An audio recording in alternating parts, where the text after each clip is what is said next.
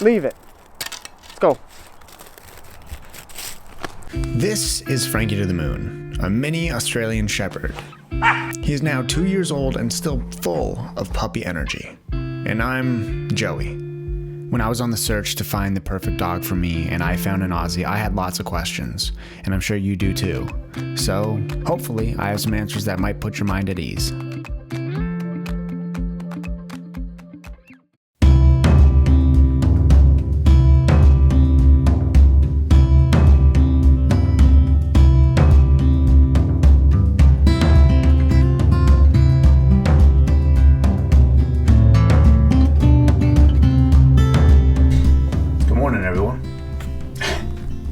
You can't really tell, but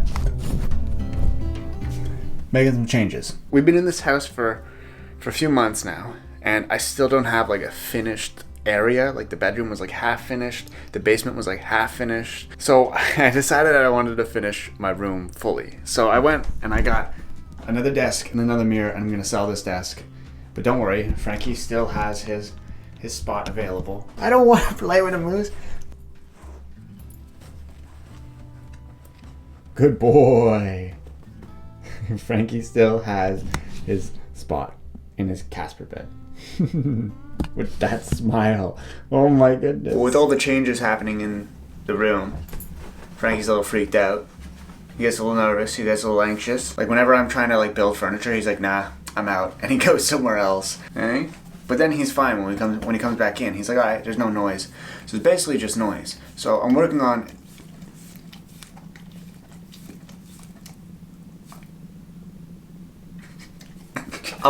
trying to desensitize a lot of the noise to him. What do you want from... What do you want? And the way I'm going to do that is by taking him places. I feel like a lot of people are very scared to show like how they play with their dogs. You got eye boogers, bud. And like, I don't play with Frankie in a very nice way. I hit him, I throw him.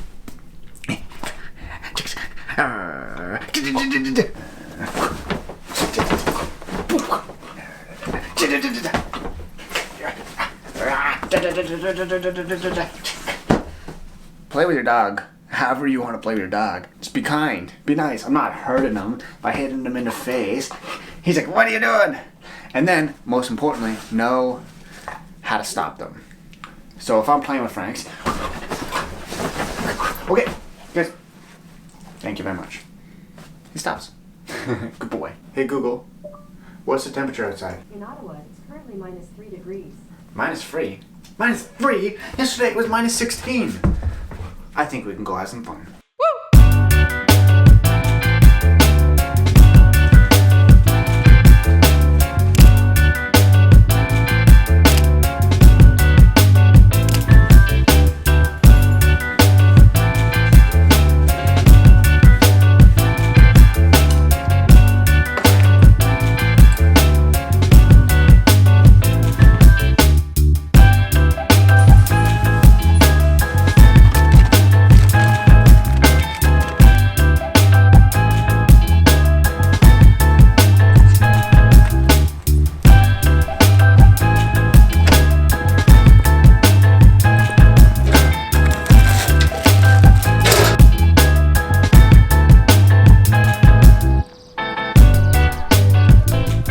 I'm a pretty risky dude, but being honest, that's not too smart. I think that ice is definitely cracking. It's literally open closer to the shore. Let's go. That entire path is just all ice. It's insane.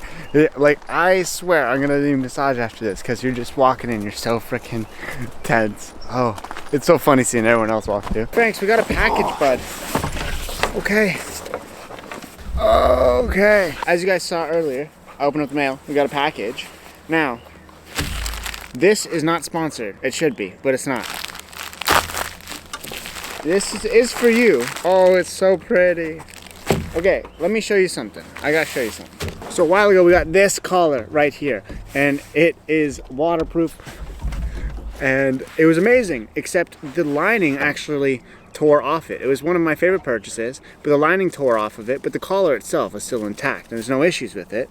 But I just wanted a new up-to-date one. And the company actually has lifetime warranty, which is awesome. So I was like, hey, mine's worn, I want a new one. And basically, they were like, all right, cool. They sent a little bit bigger of one, but hey, we should be okay. This is what the new one looks like. Frank, come on. Gotta put this back up. Come on, get up here. So our last video about bringing Frankie home got a lot of questions.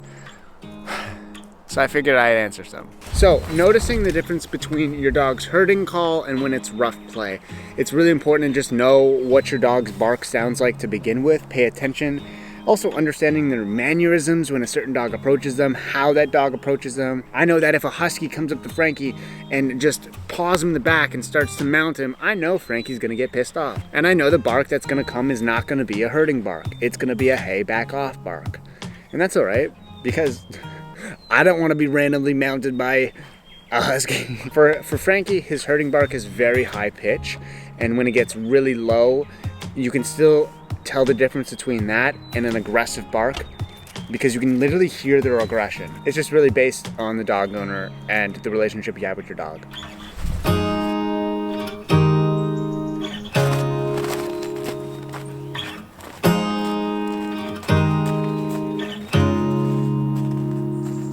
Now we've had a lot of really cold days, but also we're about to hit this like warm spell, and any warm spell in March in Ottawa, you just don't believe it. Like, you just think it's fake. So I don't really trust going out on the water like we normally do.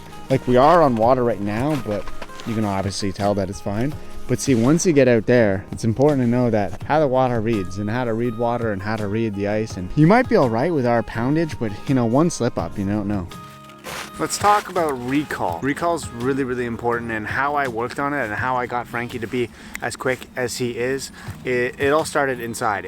We didn't even step outside for the first few months because he didn't have his shots yet, and I really worked on recall. So I worked on a couple things. I worked on a sit and stays. I worked on calling his name and recalling, and then I also worked on eye contact. Franks, here. Good. Sit.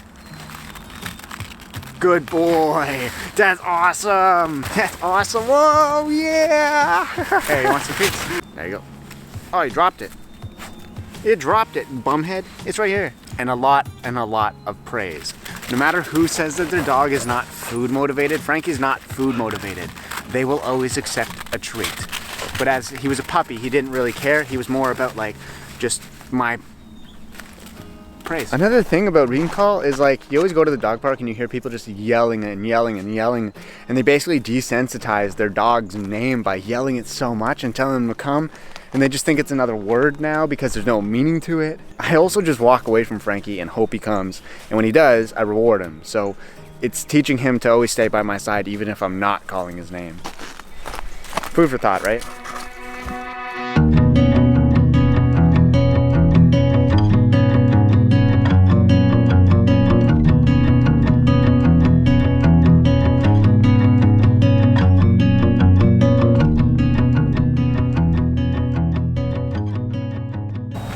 Did I go to any puppy training classes for Frankie? I did. I went to one, and I was gonna go to two, then COVID hit, and like, just things happened. I wanted to wait some time, and then COVID hit, just a bunch of stuff happened. And the price was a lot, to be honest with you. It wasn't a waste of money. It was good to get the dog socialized, and I learned a lot. But we didn't learn anything that I wasn't already teaching Frankie. And so I just made the decision probably not to do another puppy class because I didn't think we needed it. That's not the case for everyone. I don't recommend this. I do recommend puppy classes, but I also recommend to find the right one for you. There's so many different options out there, and it doesn't always mean to sit in a room that's brick walled, and these dogs that have never met each other as puppies are just sitting here and they're just listening to some lady talk about how to train your dog, you know? I don't think that's the best way. I think more one-on-one classes or even outdoor classes are way better and more efficient, and I wish we did those. So I basically taught Frankie off YouTube. I'm not gonna lie to you. This channel called McCain Dog Training, they really helped with a lot of stuff, so I definitely recommend them.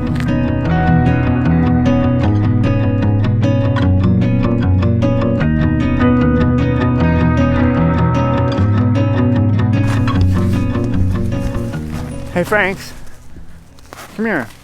They want to know about your weight, dude. Like, I don't think you're allowed to ask something like that in 2021, dude. How much you weigh? How much do you weigh? Frankie weighs about 37 pounds right now, but he grew up a very, very skinny boy.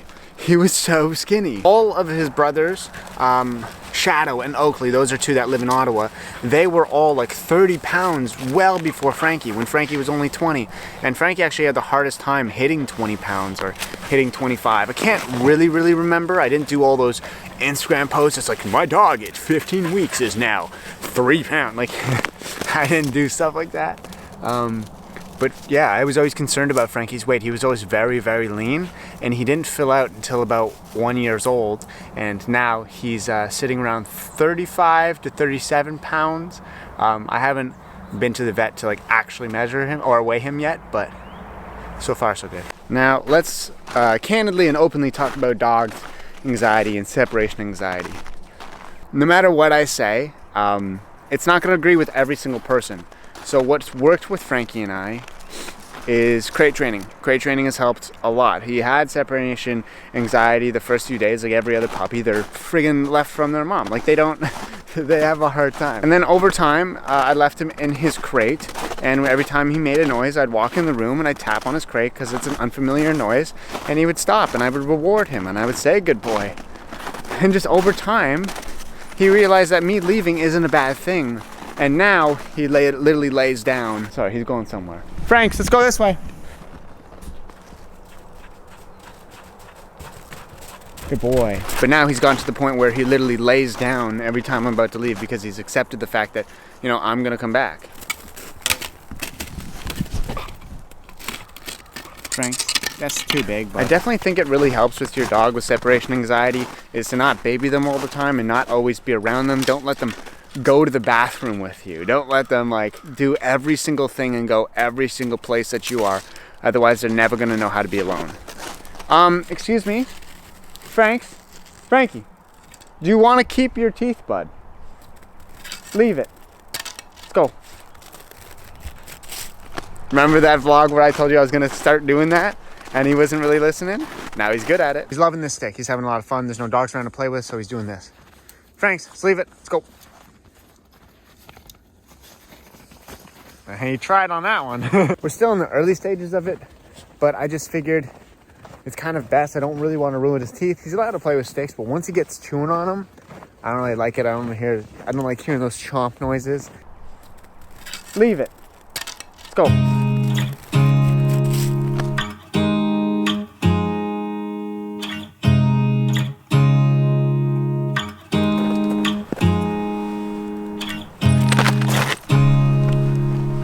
Did we just walk about 500 meters to find out that a coffee shop was closed?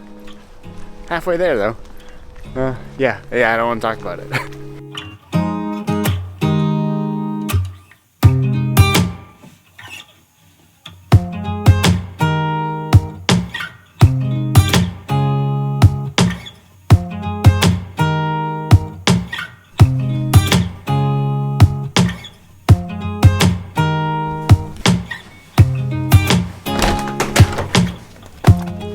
It's that time of the day.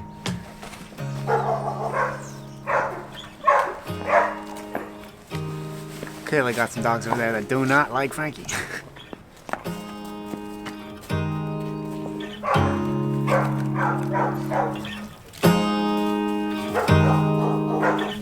Those barks, they don't sound too nice. It's actually quite funny. When Frankie hears barks like this, he usually doesn't care too much. He usually goes quiet and he's like, okay, I don't want to deal with that. We got Frisbee. We're not trying to mess it up. Wow. Where are the owners?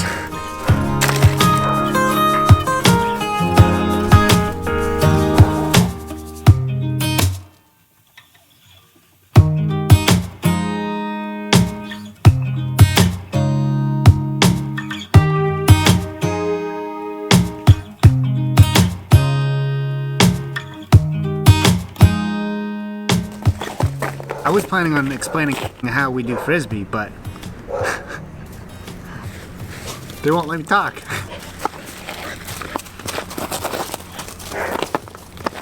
All in all, he's just obsessed with it. It is now 5:50 and up.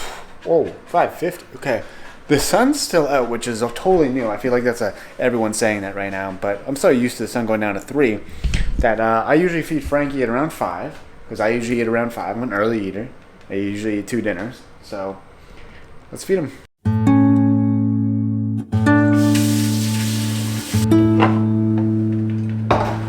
I get a lot of questions every single time I make Frankie food as to what kibble we use. Also, I've been getting a lot of questions as to why Frankie doesn't eat raw. How much do you feed Frankie, and why do you not feed raw food? I originally didn't feed raw food because I lived in an apartment building when I first got Frankie. I didn't have the freezer space for it.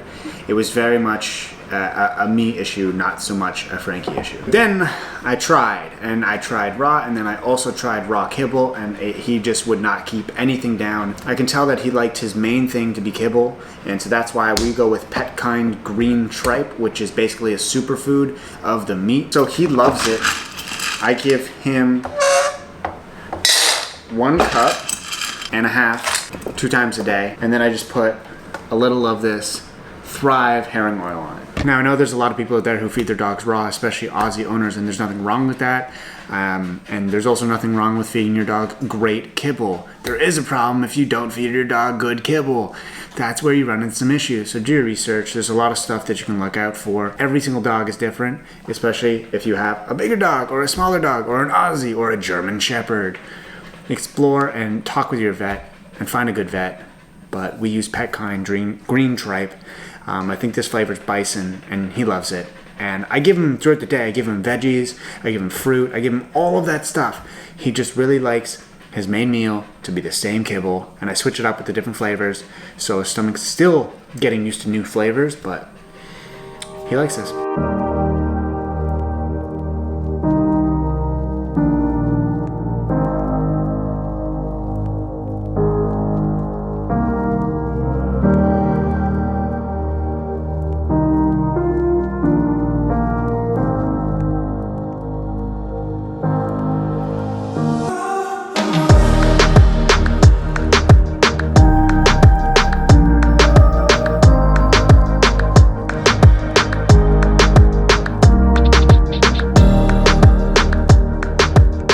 So guys, with that amazing clip right there, I'm happy to announce that that's the end of the video. Oh yeah, oh yeah, oh yeah. Frankie clearly enjoyed himself, and if you enjoyed yourself, make sure you give it a big thumbs up.